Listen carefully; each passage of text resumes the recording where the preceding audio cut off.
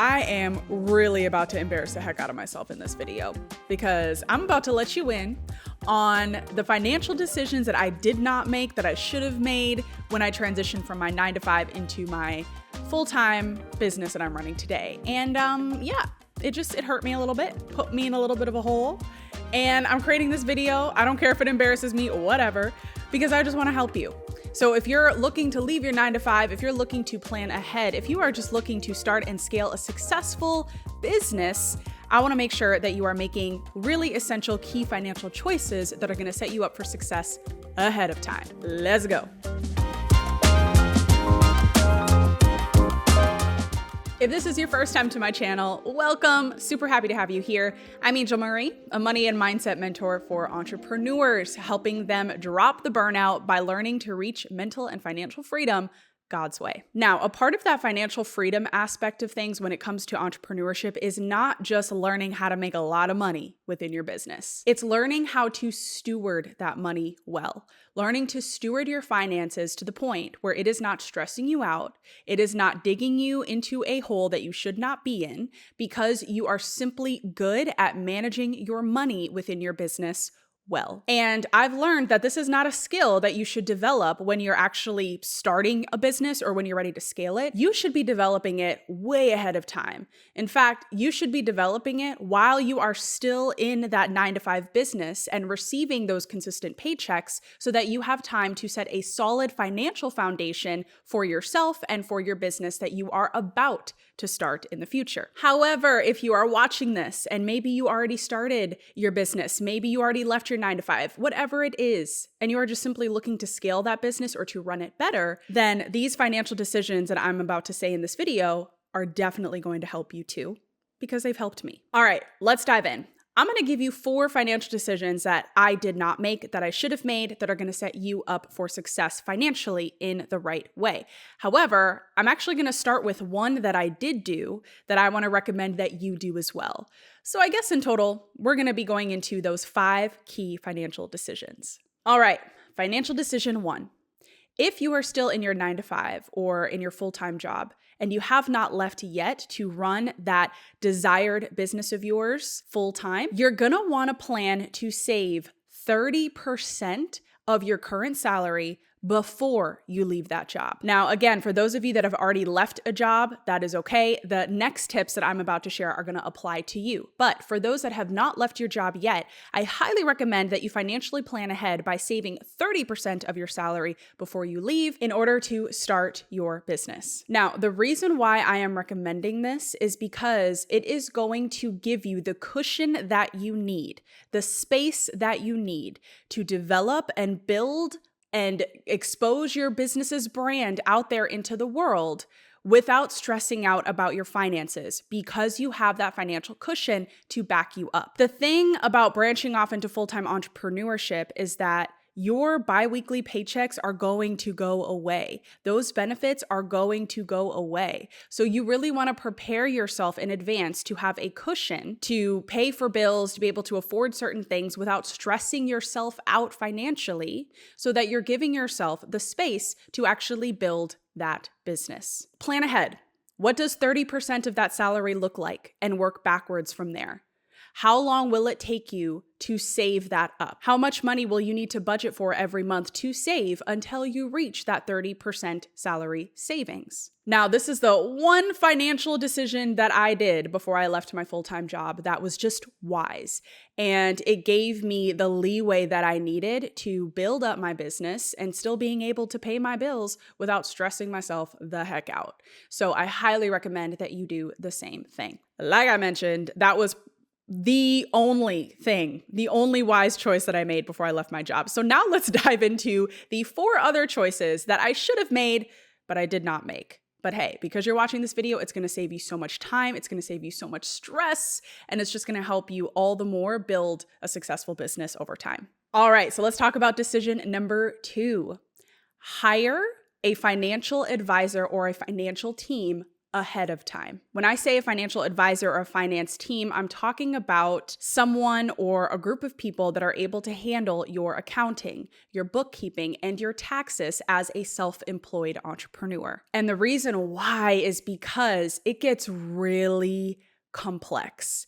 It adds on layers of work and layers of stress that you as a business owner should not be needing to handle by yourself, especially when it comes to those taxes, especially when it comes to the IRS. Oh my gosh.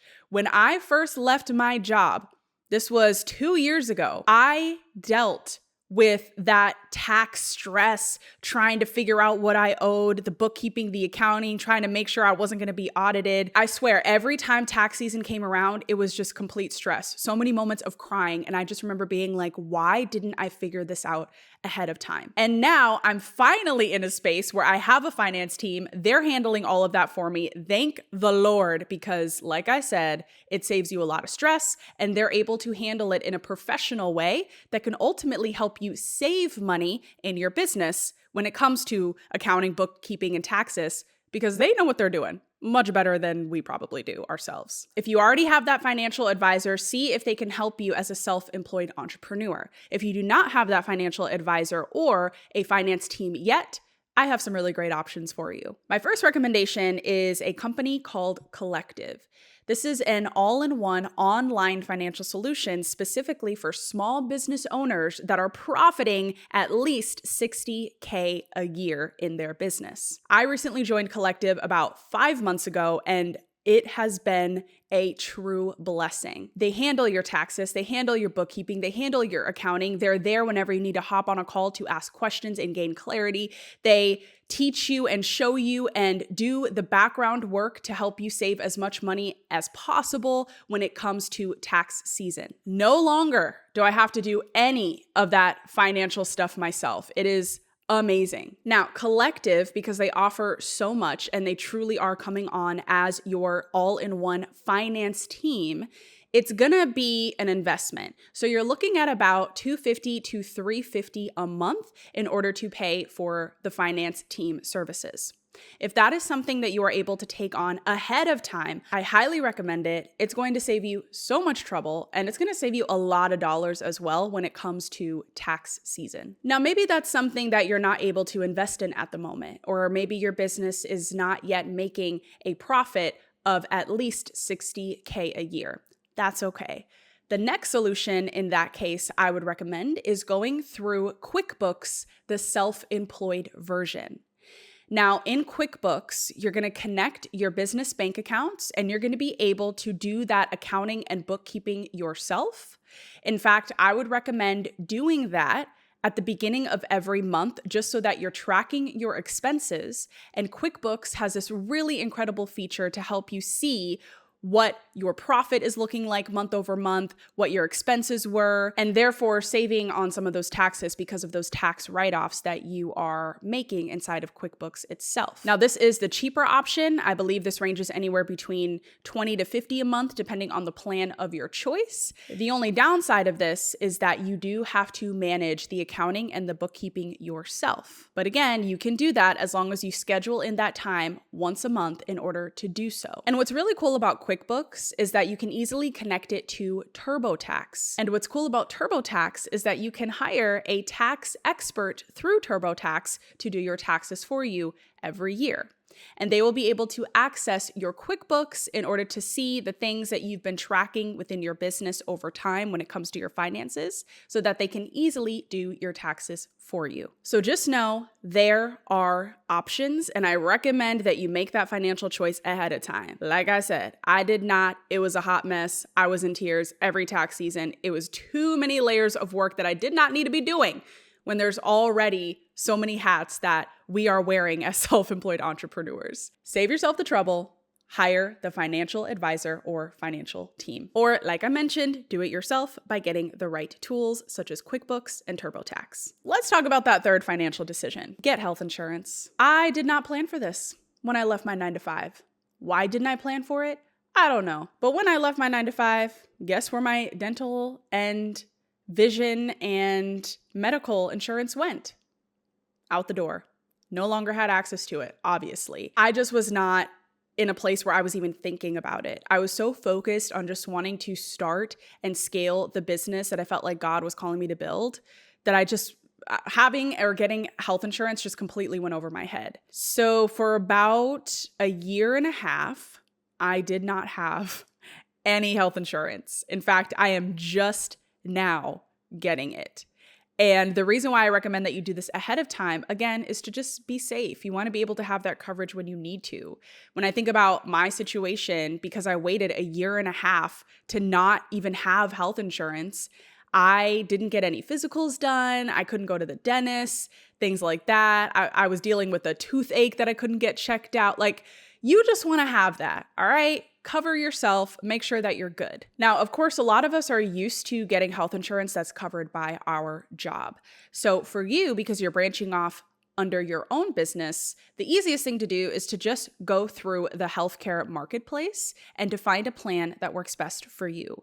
And you can even dig by state by looking up state-specific health insurance plans to see if there's anything that your state might specifically be doing in your case. So just do the research, look into it, get that health coverage. All right, let's dive into the fourth financial decision that I wish I made when I first left my 9-to-5 that would have saved me a lot of trouble. Land a corporate or a high-ticket client ahead of time. When I say corporate or a high-ticket client, I'm talking about someone that would contract you out to run certain services or to do certain work for them based off of your area of expertise.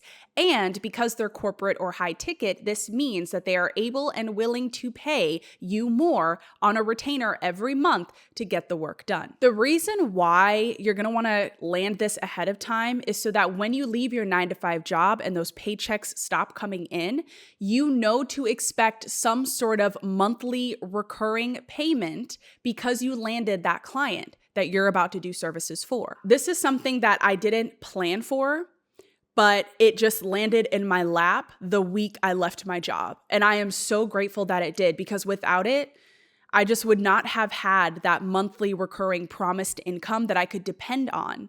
And instead, I would have been sporadically just trying to figure it out, or just leaning and digging into my 30% cushion savings every single month, and therefore running out of it much more quickly. So I recommend that you try your best to land that corporate or high ticket client. And I'm just going to give you a step-by-step way to kick off that process now. Your first step: find your area of expertise that you would want to offer paid services for. So ask yourself, what is it that you're wanting to do in your business?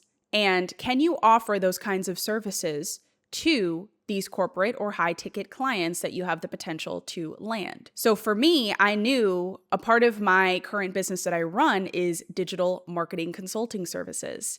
So because of that, I created a list of things that I would be willing to run for certain clients: social media marketing, email marketing, partnership marketing, things that I was good at in my areas of expertise that other corporate or high-ticket clients might be looking for. And that brings me to my second step. You're going to want to make a list of people, companies, or brands that you will pitch your services to. Think about people in your network, companies in your network, executives, managers that you might know at physical or digital businesses or locations. Think about the brands that you currently love investing in, the brands that you use or buy, even the online tools that you currently use to run your current business that you're about to start or scale. Make a list of all of that in a Google document or in a spreadsheet, just so that you have a vision and a direction of who you're going to pitch your services to. Now that brings me to my third step.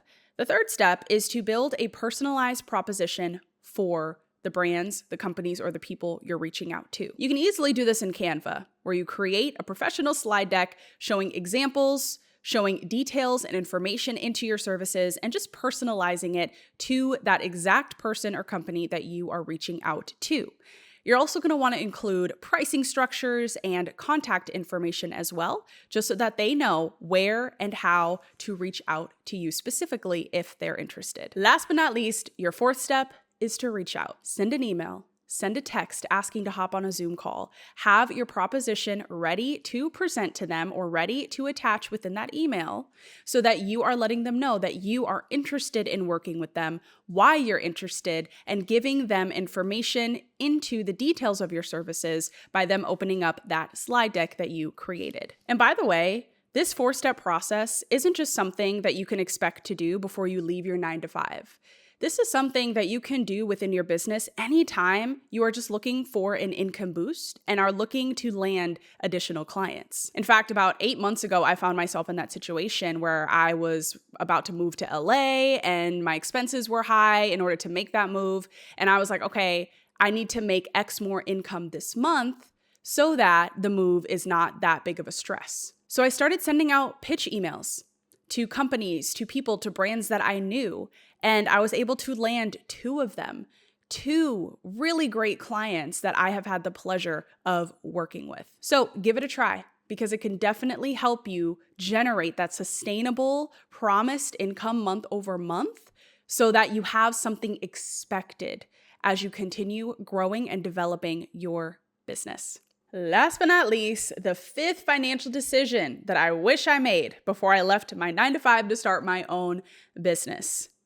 Having a time management system. When I say a time management system, I'm talking about the ability to set deadlines, to create a to-do list, and to set due dates and timelines within every to-do list item and sub-item to-do list in order to create certain things in your business or get certain things in your business done by a specific date. And the reason why that I wish I had this system built out ahead of time is because before, when I didn't have a time management system, I was so scattered. My brain was all over the place. I did not stick to any due dates or deadlines. I just worked on things day by day and got it done when I got it done. And I felt like that delayed so many things within the progress of my business. And even when I would try to randomly schedule it into my Google Calendar, that didn't work because I would barely stick to whatever it was that I scheduled in. So the solution for this is to just get a project management tool online. These are tools like Asana, ClickUp, Trello, or Monday.com. Now, for me, I personally use Monday.com to create weekly to-do lists, to schedule in projects and due dates and deadlines based off of the overarching vision that I had for my business month over month. And what's really cool is I had the ability to automate the tasks that I was creating inside of my project management system to immediately create those due dates on my Google Calendar. It just made it easier to stick to the overarching items and those sub items and to just get them done efficiently. Now, if this is something that you want more step-by-step help in, just so that you can really get your time management skills up and running and your project management tool good to go, off to a good start, I actually created what's called the Content Planning Toolkit that you can get for free right in the description below this video.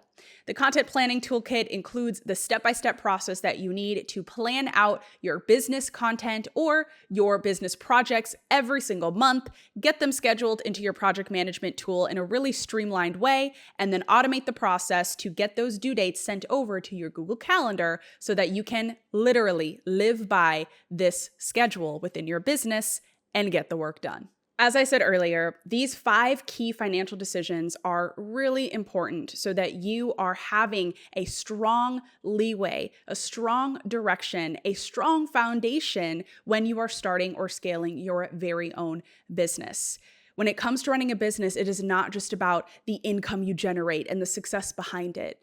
It also has to do with good financial stewardship, good financial management, being able to handle that well without it stressing you out so much.